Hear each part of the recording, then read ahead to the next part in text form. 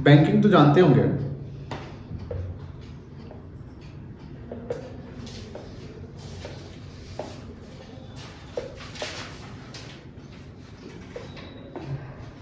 ये सब पढ़ा दिए थे थोड़ा सा कि बैंक पैसा कैसे क्रिएट करते हैं, है ना। देखो, money creation bye commercial bank, already हम लोग लास्ट क्लास में हम लोग डिस्कस कर चुके हैं कि मनी क्रिएशन बैंक कैसे करती है। तो बैंक के जो डिमांड डिपॉजिट्स होते हैं उसमें दो डिपॉजिट आते हैं। कौन कौन सा डिपॉजिट आता है? प्राइमरी डिपॉजिट आता है और एक सेकेंडरी डिपॉजिट आता है, ठीक है। तो प्राइमरी डिपॉजिट क्या होता है? वह डिपॉजिट जो सेवर्स पैसा जमा करते हैं, यानी एक इंडिविजुअल अपना पैसा बैंक में जमा करते हैं तो उसको हम प्राइमरी डिपॉजिट कहते हैं। और सेकेंडरी डिपॉजिट क्या होता है कि जो बोरोवर पैसा बोरो करते हैं बैंक से, तो उसका पैसा बैंक में ही रहता है, जो कि ऑन डिमांड वो पैसा फिर चेक निकाल सकते हैं थ्रू द चेक। तो that is called secondary deposit. अब प्राइमरी डिपॉजिट और सेकेंडरी डिपॉजिट को अगर जोड़ दे तो ये क्या बनेगा? Total demand deposit, that is the money creation by the commercial bank. अब यहां पर जैसे जानते हैं कि आरबीआई हो गया, जो कि सेंट्रल बैंक है इंडिया का। सेंट्रल बैंक क्या है? मतलब कि आरबीआई गाइडलाइंस इशू करती है, आरबीआई इंटरेस्ट रेट को ऊपर नीचे करती है, आरबीआई बैंक के गवर्नमेंट के लिए एडवाइजर है, आरबीआई गवर्नमेंट के लिए पैसे इकट्ठा करती है बॉन्ड इशू करके, है ना। और आरबीआई कहीं ना कहीं करेंसी इशू करती है। उसके अलावा जो गवर्नमेंट ऑफ इंडिया है, गवर्नमेंट ऑफ इंडिया में एक मिनिस्ट्री ऑफ फाइनेंस है, वो क्या करती है? कॉइन्स इशू करती है। और कमर्शियल बैंक मनी क्रिएट करती है, जो थ्रू दी चेक जो है पैसा बनाती है। तो ये तीनों जो है मनी सप्लायर है भारत में।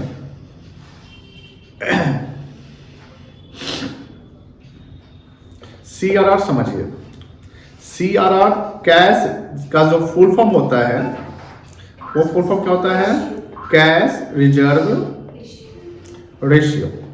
अब जितना ज्यादा सीआरआर होगा मल्टीप्लायर उतना ही कम होगा। जैसे मान लो कि अगर आरबीआई 10% सीआरआर कहते करने के लिए, तो 10% अगर आरबीआई कह रही है कि सीआरआर रखेंगे, तो जो क्रेडिट मल्टीप्लायर जिसको हम के से नोट करते हैं वो 10 टाइम्स हो जाएगा।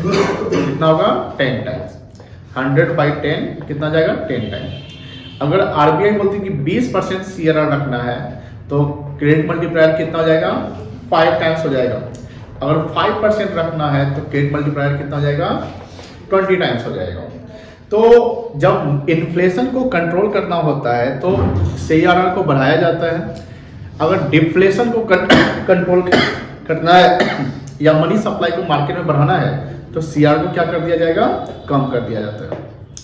जितना ज्यादा सीआरआर होगा बैंक जो है मनी लेंड उतना कम करेगी, और जितना कम सीआरआर होगा बैंक जो है मनी लेंड ज्यादा करेगी। देखिए,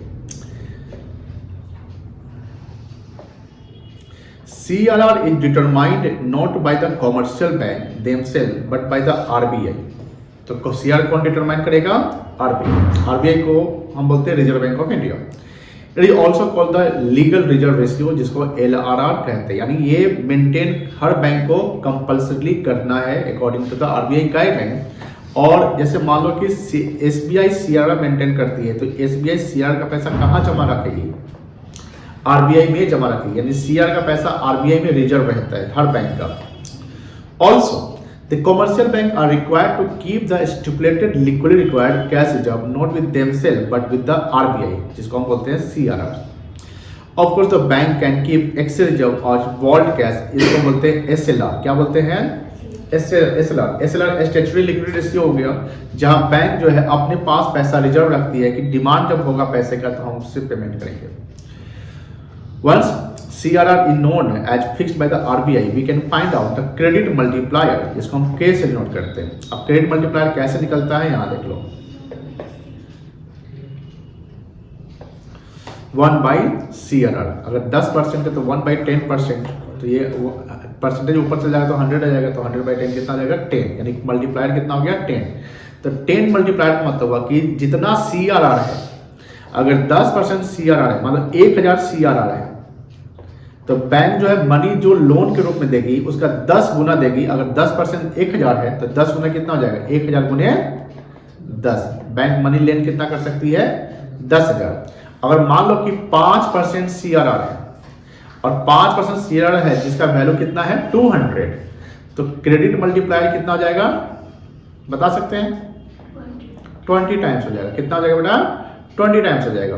तो बैंक जो मनी लेंड करेगी 20 इंटू 200 दैट इज 4,000। कोई दिक्कत? 200 कहाँ से आया? ये वैल्यू, अरे रिजर्व 200 मना है ना, जैसे 5% ही 200 रुपया है, 5% ही 200 है, तो मल्टीप्लायर कितना हो गया? 20 गुना हो गया ना। तो 20 गुना हो गया तो यही 200 गुना 20 गुना हम करेंगे जब लोन दे सकते हैं। नहीं समझे? फिर से देखो, जैसे हमने बताया कि सपोज करिए CRR आपका 10% है, ठीक है, और ये 10% जो वैल्यू है वो 1000 है। कितना है? तो जो क्रेडिट मल्टीप्लायर होगा वो कितना होगा बता सकते हैं? 1/10% या 1 इंटू 100/10 कितना आ जाएगा? 10 टाइम्स आ जाएगा। तो 10 टाइम्स मल्टीप्लायर है, गुना, मतलब कि इतना गुना लोन बैंक दे सकती है। तो CRR 10% 1000, ये वैल्यू 1000 किसका है? CRR का है। तो बैंक जो है लोन के रूप में कितना गुना पैसा दे सकती है? 10 गुना इंटू 1000, कितना हो गया? 10,000। उसी प्रकार CRR मान लीजिए कि 5% है, कितना है? और ये 5% वैल्यू कितना है? मान लो 1000 है। अब यहाँ CRR कम हो गया कि ज्यादा हो गया? 10% से 5% के तो CRR क्या हो गया? कम हो गया ना। तो CRR कम होने के कारण क्रेडिट मल्टीप्लायर कितना हो जाएगा? ज्यादा हो जाएगा। कितना आ जाएगा? 20 टाइम्स। तो अगर बैंक लोन अगर देती है तो 20 इंटू 1000 कितना जाएगा? 20,000। तो इसका मतलब कि CRR अगर ज्यादा होगा तो क्रेडिट मल्टीप्लायर कम होगा, CRR अगर कम होगा तो क्रेडिट मल्टीप्लायर क्या होगा? ज्यादा होगा। अब CRR ज्यादा होने के कारण बैंक लोन जो है वो कम देगी, और CRR कम होने के कारण बैंक लोन क्या करेगी? ज्यादा देगी। CRR को कम ज्यादा कब करेंगे? इन्फ्लेशन को कंट्रोल करने के लिए। हम इन्फ्लेशन कंट्रोल करने के लिए CRR ज्यादा बढ़ा देंगे, और अगर डिफ्लेशन को कंट्रोल करना है तो CRR का रेट क्या कर दीजिए? कम कर दीजिए। कोई दिक्कत नहीं है। चलिए तो नोट करिएगा, नोट करिए तो एक बार। ये वही सब जानते हैं ना, सब लिखवाए हुए हैं, कोई दिक्कत नहीं है। क्रेडिट मल्टीप्लायर देखिए here K refers to the credit multiplier, K refers to the credit multiplier and CR refers to the cash reserve ratio, जिसका फॉर्मूला क्या है पूछेगा? K equals to 1/CRR। अब CRR परसेंटेज में रहता है, किस में रहता है बेटा? परसेंटेज रहता है। In India CRR is fixed by the RBI. Accordingly, credit multiplier indicates the maximum amount of money that commercial bank can create, give their cash reserve with the RBI. कोई दिक्कत नहीं है। सेंट्रल बैंक, इंडिया में central bank कौन है?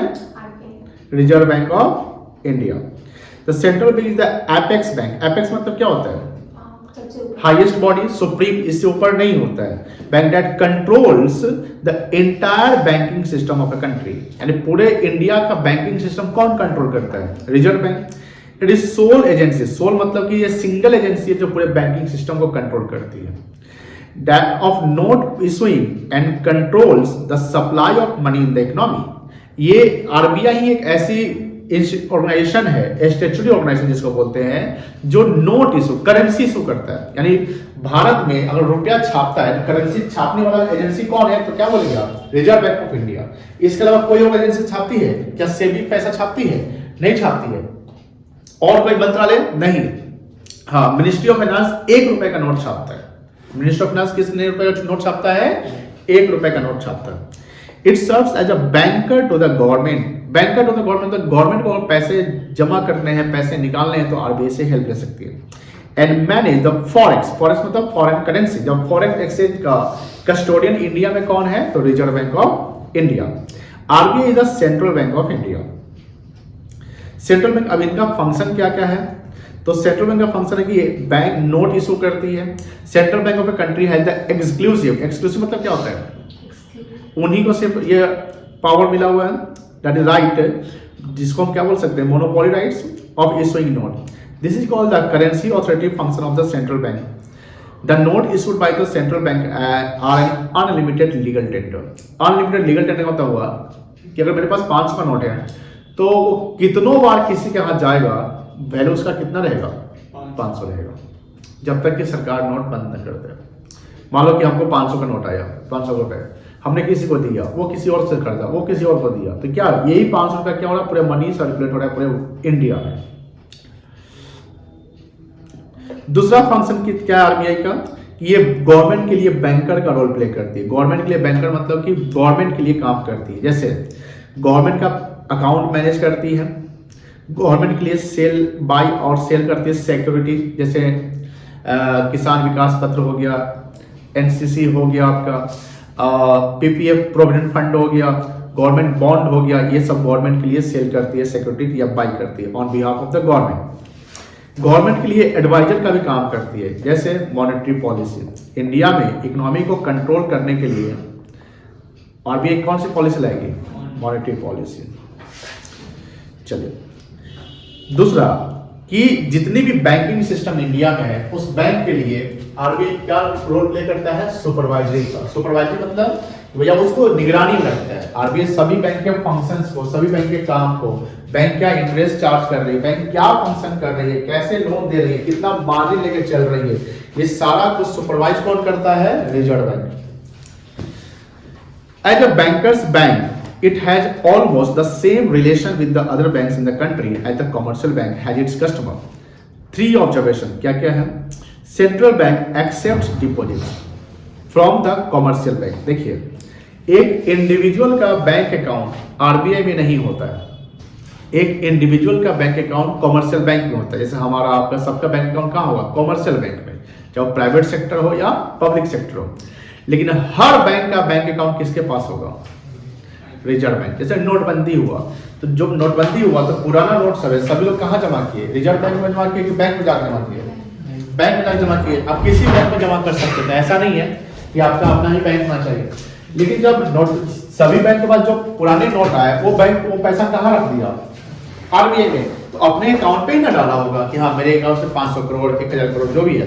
तो RBI क्या करती है, सभी कॉमर्शियल बैंकों का क्या ये बैंक, एंड बैंकों को क्या करते हैं, समय पर लोन भी देने का काम करती है।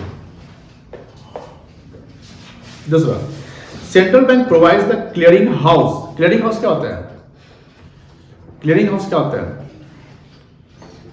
जैसे कोई भी चीज को क्लियर करना है, मनी को क्लियर करवाना है, फंड क्लियर करना है, गोल्ड क्लियर करवाना है, कैश में, तो इसको क्लियरिंग हाउस कहते हैं।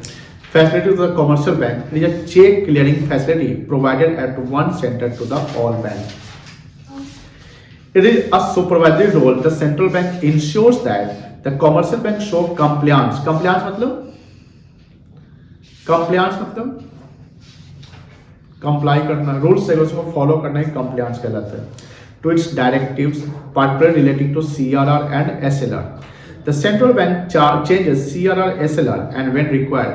ये CRR, SLR कब change किया जाएगा, जब इकोनॉमी इम्बैलेंस होगा, जब इन्फ्लेशनरी डिफ्लेशनरी गैप बने रहेगा तब। It ensures that the commercial banks show the compliance to these changes that desire that the target are achieved. Bank जो है आरबीआई जो है दूसरे बैंक के लिए लेंडर का रोल प्ले करते हैं। लेंडर मतलब मनी लेंड करती है। It means that if a commercial bank fails to get financial accommodation from anywhere, it approaches the central bank as a last resort. Central bank advance loan to such banks against approved security. Central bank मतलब RBI क्या करती है, security के against में दूसरे बैंकों को क्या करती है, लोन देने का काम करती है। By offering loans to the commercial bank, इसमें बैंक जो आरबीआई क्या करेगी, इंटरेस्ट चार्ज करेगी। उस इंटरेस्ट को क्या बोलेंगे, रेपो रेट या रिवर्स रेपो रेट, उसको बोलेंगे हम रेपो रेट। रेपो रेट क्या होता है, एक इंटरेस्ट रेट होता है जो आरबीआई फिक्स करती है, और आरबीआई है सारे बैंकों से चार्ज करेगी। कब चार्ज करेगी, जब आरबीआई ने सेंट्रल किसी कॉमर्शियल बैंक को लोन दे रखा है, तो क्या चार्ज होगा, रेपो रेट। समझिए, जैसे मान लो रिजर्व बैंक ऑफ इंडिया ने मनी लेंड किया किसको, एसबीआई को, बताइए यहाँ लेंडर कौन है? लेंडर कौन हो गया? आरबीआई। और एसबीआई कौन हो, क्या हो गया? बरोबर। तो मनी अगर लेंड करेगी तो आरबीआई कुछ चार्ज करेगी ना, आरबीआई विल चार्ज इंटरेस्ट, इसको बोलते हैं रेपो रेट। क्या बोलेंगे बेटा? Repo rate. अब सपोज करिए कि एसबीआई से आरबीआई पैसा बोरो किया, तो एसबीआई इस पर क्या कहलाएगा और आरबीआई क्या कहलाएगा? बोरोअर कहलाएगा। तो यहां पर अब एसबीआई चार्ज करेगा इंटरेस्ट, करेगा ना, तो इसको क्या बोलेंगे आप? Reverse repo rate. क्या बोलेंगे? अब यहां पर जो रेपो रेट है या रिवर्स रेपो रेट है, ये तो समझ गए कौन चार्ज किस पे करेगा, लेकिन ये फिक्स कौन करेगा?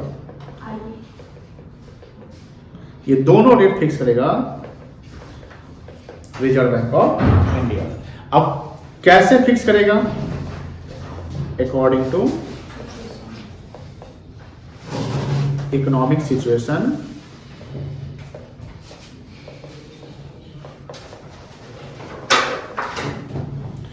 इन अ कंट्री। जो कंट्री में इकोनॉमिक सिचुएशन होगा उसके अनुसार आरबीआई जो है रिवर्स रेपो रेट और रेपो रेट फिक्स करेगी। कोई दिक्कत नहीं है, ये सब जानते हैं ना? लिखिएगा, आप लोग लिखेंगे। चलिए,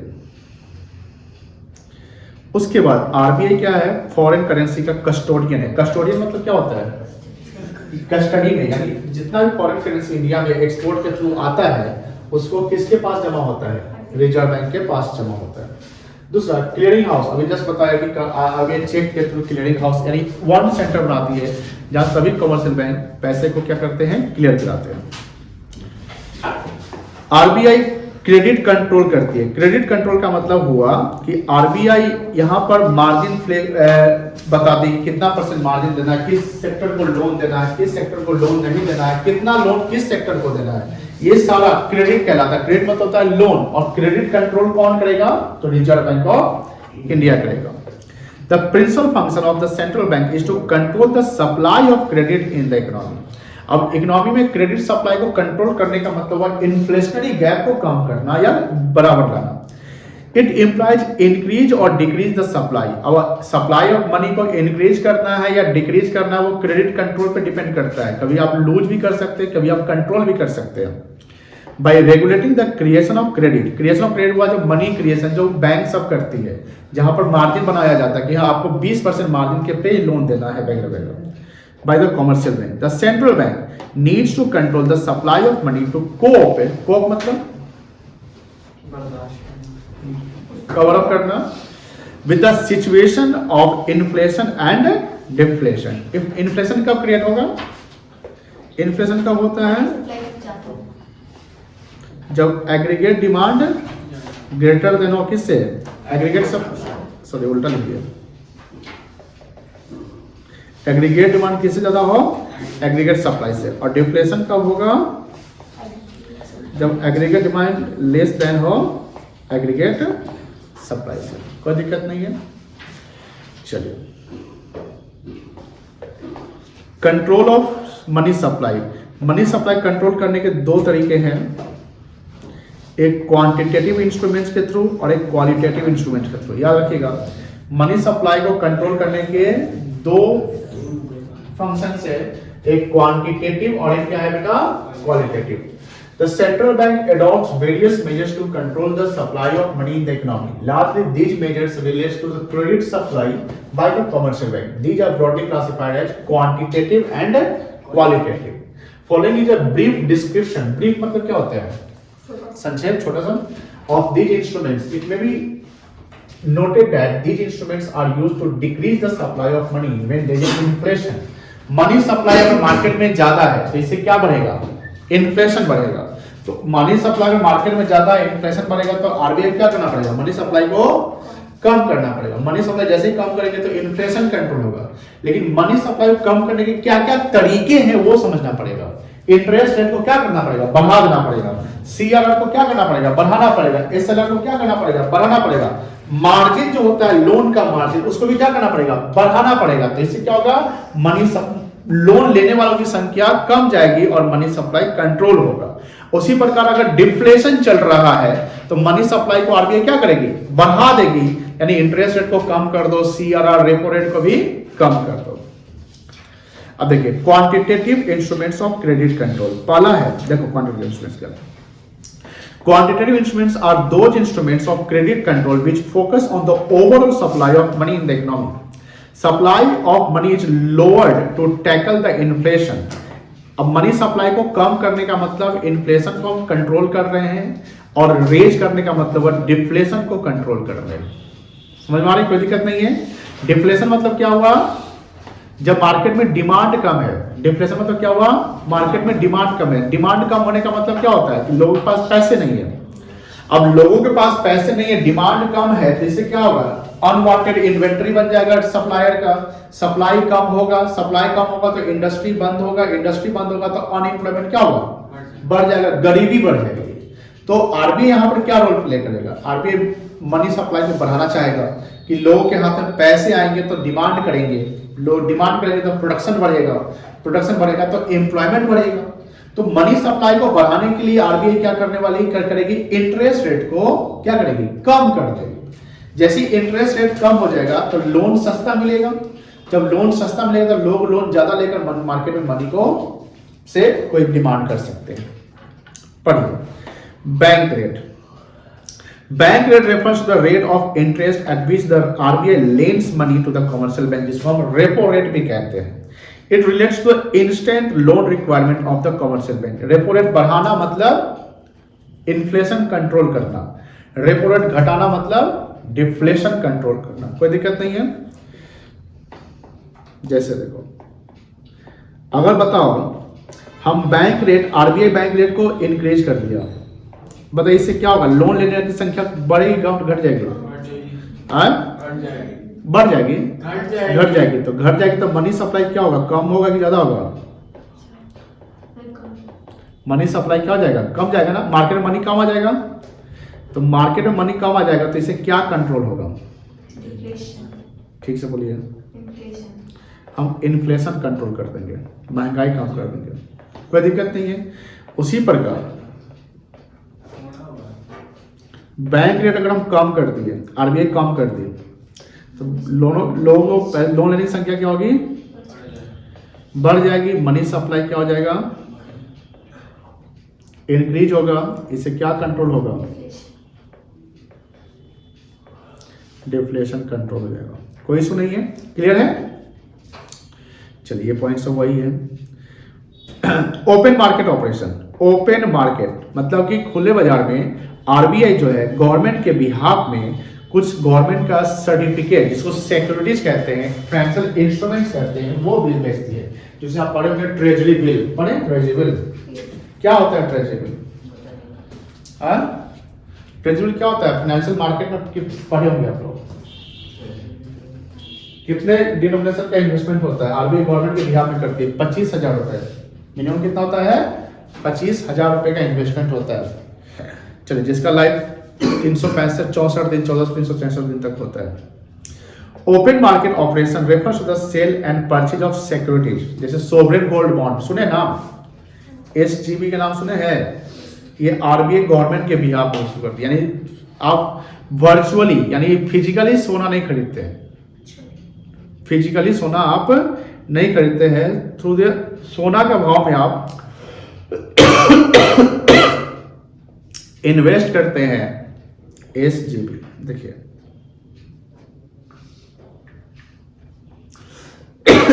सोवरेन गोल्ड बॉन्ड दिख रहे हैं ना, 2023 का स्कीम। क्या रेट है सोना का, कितना रेट चल रहा है, 60,000।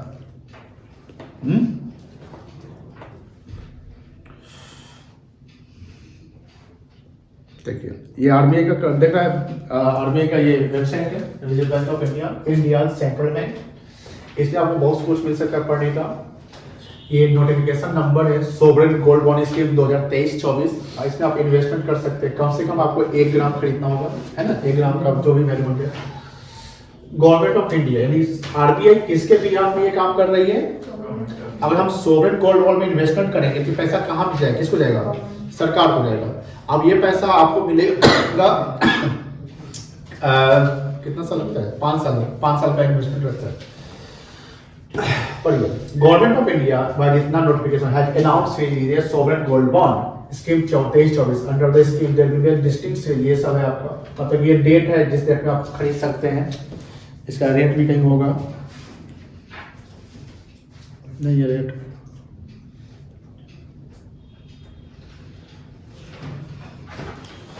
व्हाटएवर। तो ये गवर्नमेंट के बिहाफ में सिक्योरिटी आरबीआई क्या करती है? खरीदती बेचती है। अब मान लो आरबीआई सोवरेन गोल्ड बॉन्ड्स को बेचे, सोवरेन गोल्ड बॉन्ड को बेचे, तो किससे बताइए मार्केट में मनी सप्लाई रुकेगा कि बढ़ेगा, कमेगा कि ज्यादा होगा? कम जाएगा। कैसे कम जाएगा? क्योंकि अगर आरबीआई सोवरेन गोल्ड बॉन्ड बेच रही है, जैसे मान लो ये हम 50 साल का सोवरेन गोल्ड बॉन्ड बेच रहे हैं, तो आपको ये सर्टिफिकेट मिल गया और आपने पैसा किसको दिया? सरकार को दे दिया। तो मार्केट में मनी सप्लाई क्या हो गया? कम गया। तो आरबीआई सोवरेन यानी गवर्नमेंट सिक्योरिटी बेचेगी कब या ज्यादा कब बेचेगी? जब इन्फ्लेशन कंट्रोल करना होगा तब। अगर डिफ्लेशन कंट्रोल करना है तो आरबीआई क्या करेगी? सोवरेन गोल्ड बॉन्ड को खरीदेगी। यानी आपके पास जो सर्टिफिकेट है आप हमको बेच दीजिए, हम आपसे सोवरेन गोल्ड बॉन्ड का सर्टिफिकेट ले लेंगे और हम आपको क्या देंगे? पैसा दे देंगे। वो पैसा मार्केट में आ गया। तो डिफ्लेशन को कंट्रोल करने के लिए आरबीआई सिक्योरिटी को खरीदेगी, इन्फ्लेशन को कंट्रोल करने के लिए आरबीआई सिक्योरिटी को क्या करेगी? बेचेगी। पढ़िए तो बेटा, पढ़िए क्या लिखा हुआ आराम से पढ़िए, हम पूछेंगे अभी, ठीक है ना।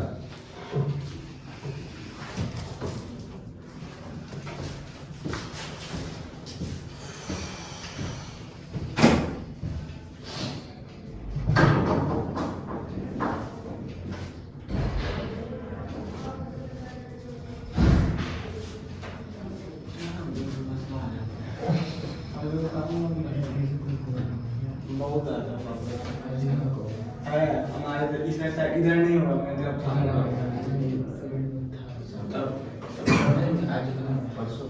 परसों नहीं कल परसों गया हम परसों से चलते हैं। परसों नहीं लेकिन हम भी 9 बजे तक हम उठ के आना नहीं पाते, 8 बजे आ जाते हैं हम चौड़ आ रहा है।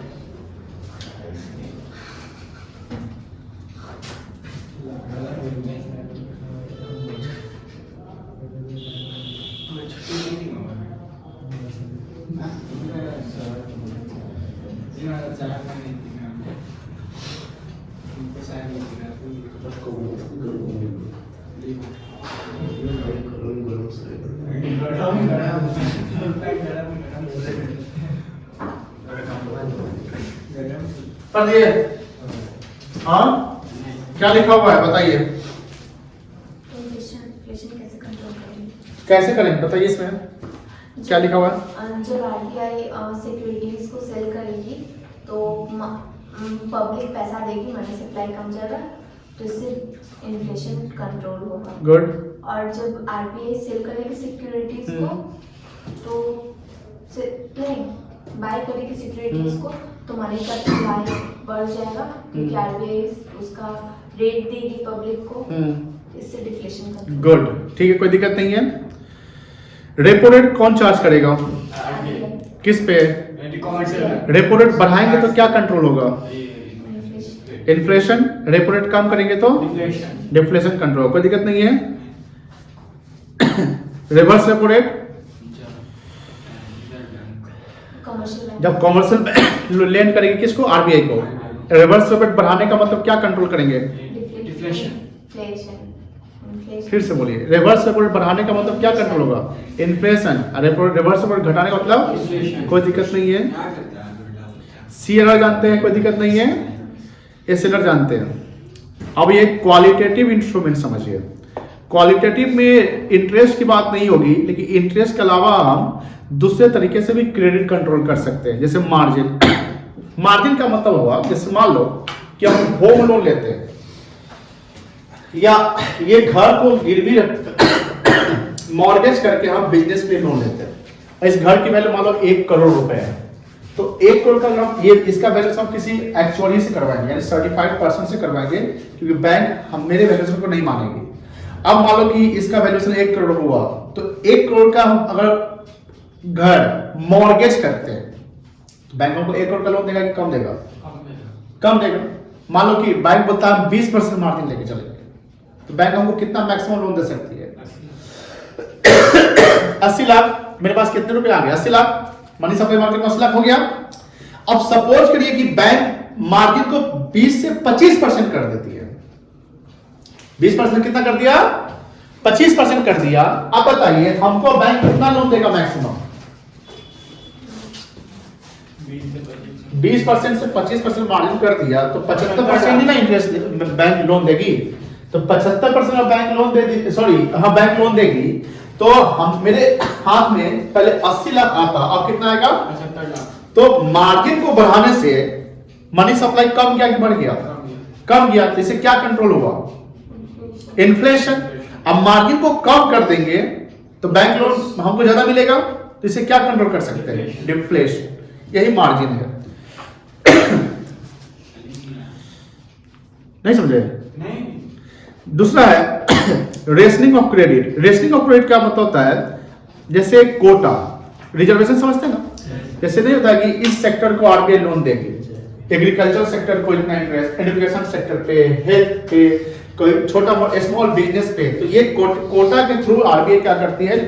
बैंकों को गाइडलाइंस देती है कि इस सेक्टर को लोन आप दीजिए या इस सेक्टर को लोन आप कम दीजिए या नहीं दीजिए। इसको हम बोलते हैं रेशनिंग ऑफ क्रेडिट। और एक है मोरल सुसेन। सर तो उससे इन्फ्लेशन डिफ्लेशन कैसे कंट्रोल होगा? एकदम कंट्रोल होगा। मान लो कि इस सेक्टर को हम लोन का बोले कि हम इस सेक्टर को इतना ही लोन देना है, 10,000 करोड़ का हम बोले, सर तो सारे सेक्टर का अलग-अलग वो डिवाइड करते अब तो डिपेंड करता। मान लीजिए कि कोई सेक्टर पार्टिकुलर सेक्टर ए है, अब इस सेक्टर में हम बोले कि नहीं 10,000 करोड़ तक आप लोन दे सकते हैं, या जैसे ऑटो सेक्टर हो गया, ऑटो सेक्टर में हमने बोला कि मैक्सिमम लोन आप एक आदमी को एक ऑटो के लिए 30,000 रुपया दीजिए। कितना दीजिए? 30,000 दे सकते हैं। तो ऑटो आपको लेना है तो मैक्सिमम बैंक से लोन कितना मिलेगा? 30,000। लेकिन आरबीआई को मनी सप्लाई बढ़ाना है मान लीजिए, तो बैंक क्या कहेगी? 30,000 40,000 कर दो, तो लोगों को कितना मिलेगा? 40,000। तो कोटा रिजर्वेशन है, जैसे आप अनाज सुने ना, बीपीएल पे अनाज मिलता है, अब सरकार अगर पीरियड बढ़ा दिया इससे राशन ज्यादा मिलेगा, ठीक है ना। तो कोटा से भी क्या होता है कि हम सेक्टर में अगर वैल्यू बढ़ा दिए तो इससे भी क्या होगा? इन्फ्लेशन डिफ्लेशन हम कंट्रोल कर सकते हैं।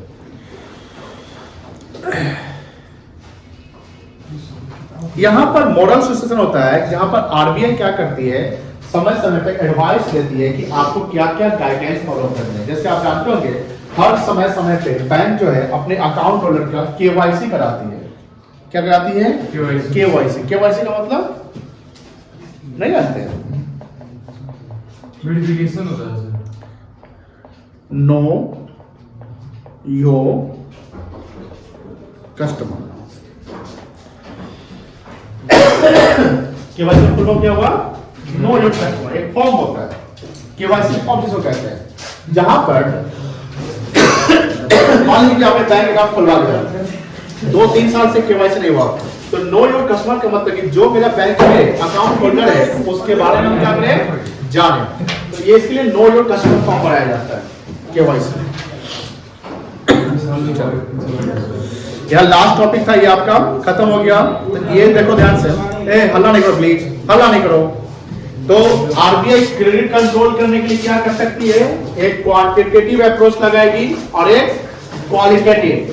क्वांटिटेटिव में bank rate, repo rate, reverse repo rate, CRR, SLR, ये अगर रेट, ये सब रेट है यहाँ पर 1 2 3 4 5, इस रेट को बढ़ाने का मतलब इन्फ्लेशन कंट्रोल करना हो गया, और इस रेट को घटाने का मतलब डिफ्लेशन कंट्रोल हो गया। ओपन मार्केट ऑपरेशन जहां सिक्योरिटीज खरीदा बेचा जाएगा आरबीआई के द्वारा गवर्नमेंट के बिहाफ में, सिक्योरिटी बेचने का मतलब हुआ हम इन्फ्लेशन कंट्रोल कर रहे हैं, और सिक्योरिटी खरीदने का मतलब हुआ क्योंकि खरीदेंगे तो हम पैसा देंगे, तो यहां पर डिफ्लेशन कंट्रोल होगा। मार्जिन रिक्वायरमेंट में मार्जिन जो बैंक मनी लेंड करती है, तो आरबीआई गाइडलाइन देती है कि किसी जो सिक्योरिटी कोई गिरवी रखता है तो उसका मार्जिन कितना रहना चाहिए प्रॉपर्टी पे या किसी चीज पे। अगर मार्जिन बढ़ा देते हैं तो लोन हम कम देंगे तो इससे इन्फ्लेशन कंट्रोल होगा, मार्जिन कम कर देंगे तो लोन ज्यादा दे देंगे तो इससे डिफ्लेशन कंट्रोल होगा। रेशनिंग ऑफ क्रेडिट ये सेक्टर वाइज कोटा वाइज होता है कि किस सेक्टर को लोन हम कितना दे सकते हैं।